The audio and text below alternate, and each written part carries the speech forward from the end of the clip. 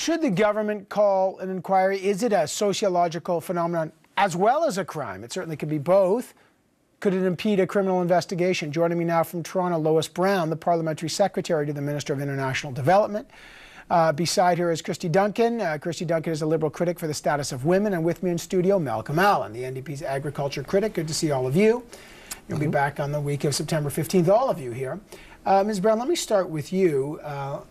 The premiers and the territorial leaders are calling for a national inquiry. The Prime Minister says it's not a sociological phenomenon, although there's a huge, hundreds and hundreds, over 1,000 missing and murdered Aboriginal girls and women.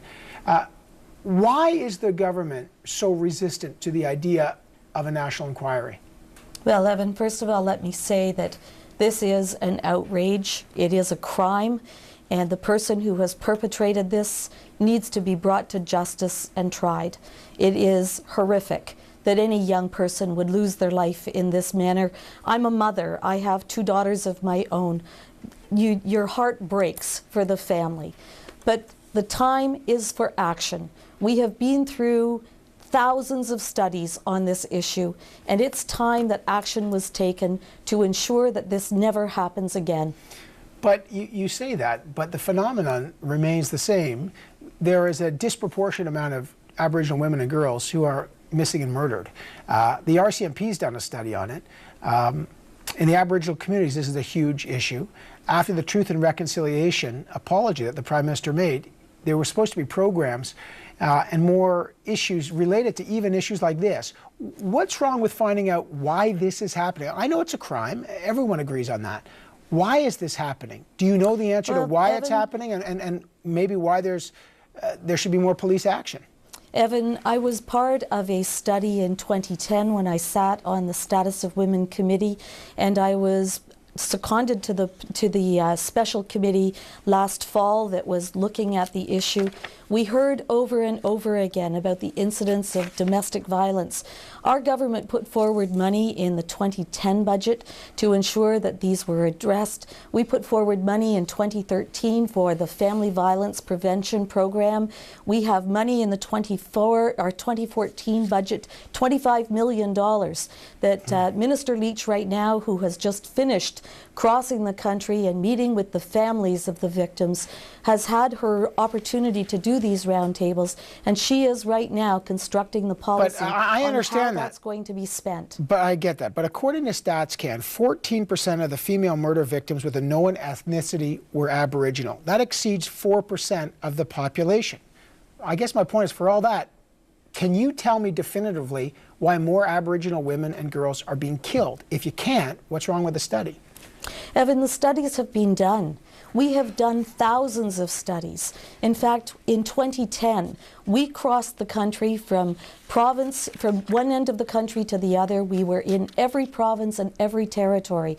We heard from the women on reserve. We heard from the women who are living in the communities in urban centers. We heard over and over again about issues related to domestic violence. We need to address these things now. We need greater police tools for them to act. We want to see that happen now. All right, Ms. Duncan, what's your view on that?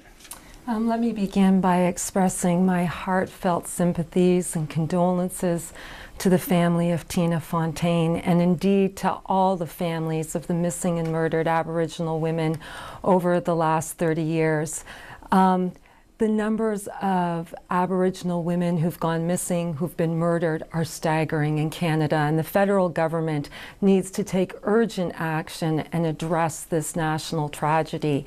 If we look at the recent statistics, 1,181 women have been murdered or gone missing. As you pointed out, 16% of the female homicides are Aboriginal. But what would an inquiry do? You know the stats, and look, the government has $25 million over 5 years to address the broader issue, $8 million for a national DNA missing persons database. The RCMP put out a study and saying they're solving Aboriginal murders victims at the exact same rate as non-Aboriginal women, so they argue that it's not a police issue. What would an inquiry accomplish?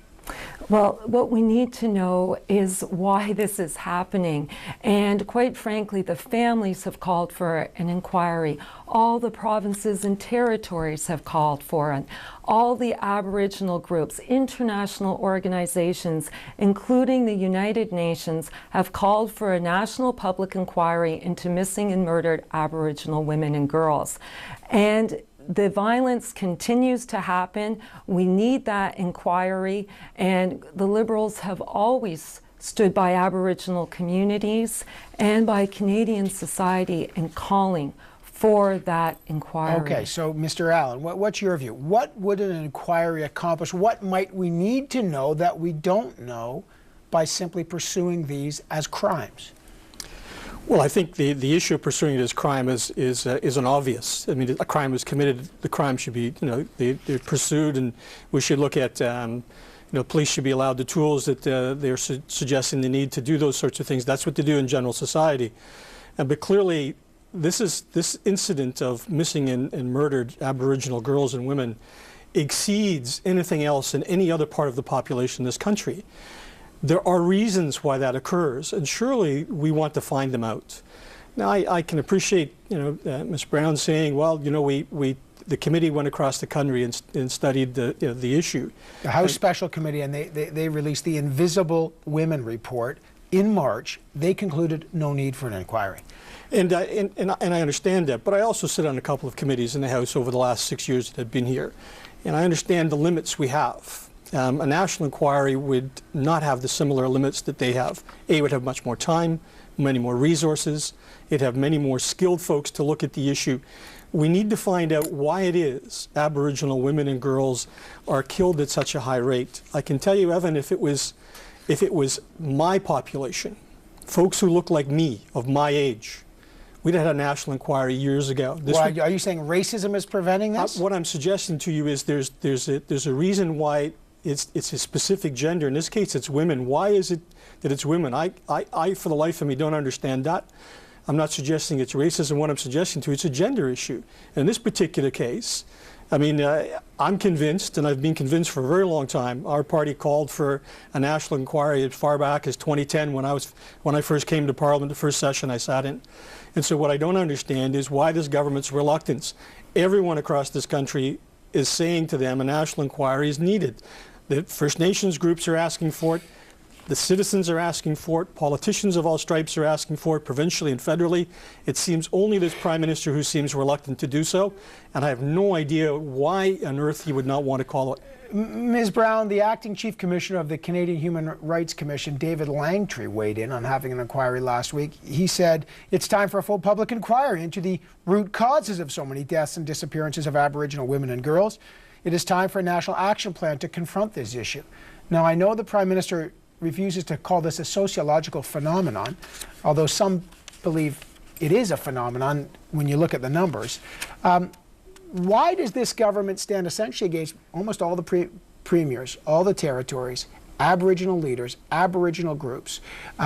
What's wrong with bringing all levels of government, Aboriginal groups and the RCMP and police services under one inquiry umbrella to figure out why this tragedy is taking place?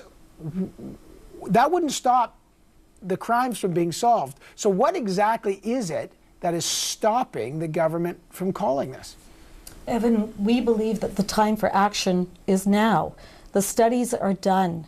We know the reasons, and it's the very reason why we put forward the money in our 2013 budget on the Family Violence Protection Program.